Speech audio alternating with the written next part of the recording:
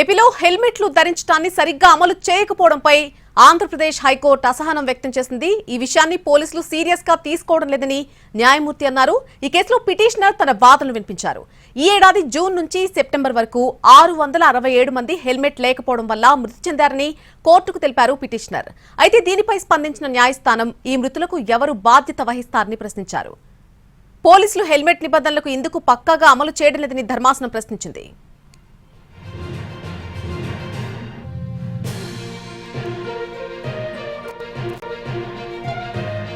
ఈ మరణాలకు ఎవరు బాధ్యత వహిస్తారు అంటూ కూడా హైకోర్టు ప్రశ్నించింది. హెల్మెట్ నిబంధనలకు సంబంధించి ఇందుకు అమలు చేయడం లేదని కూడా పోలీసులను హైకోర్టు ప్రశ్నించినట్టుగా తెలుస్తోంది.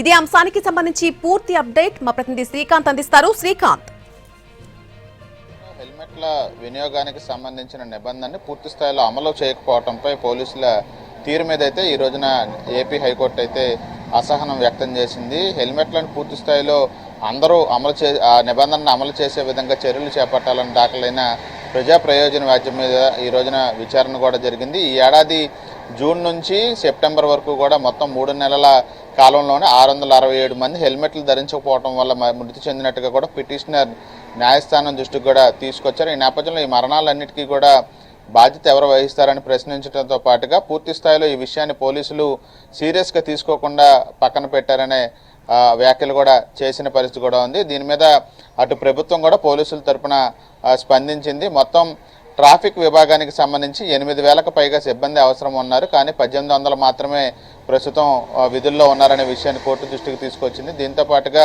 హెల్మెట్లు ధరించిన వాళ్ళకి సంబంధించి జరిమానాలు విధించినా కూడా దాన్ని వాళ్ళు చెల్లించట్లేదు అనే విషయాన్ని కూడా న్యాయస్థానం దృష్టికి కూడా తీసుకొచ్చిన నేపథ్యంలో రవాణా శాఖ కమిషనర్ని దీంట్లో సుమోటోగా ఆయన్ని ఇంప్లీడ్ చేస్తూ కూడా న్యాయస్థానం ఆదేశాలు ఇచ్చింది.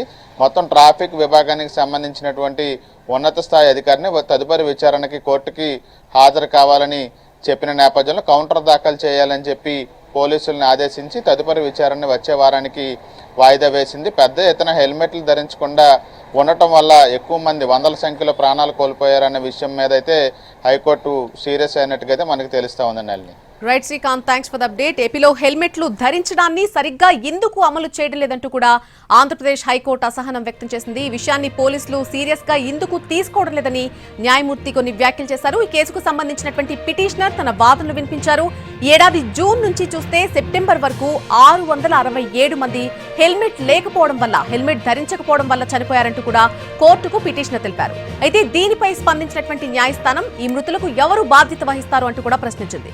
పోలీసులు హెల్మెట్ నిబంధనలకు ఇందుకు పక్కగా అమలు చేయడం లేదంటూ కూడా ధర్మాసనం ప్రశ్నించింది.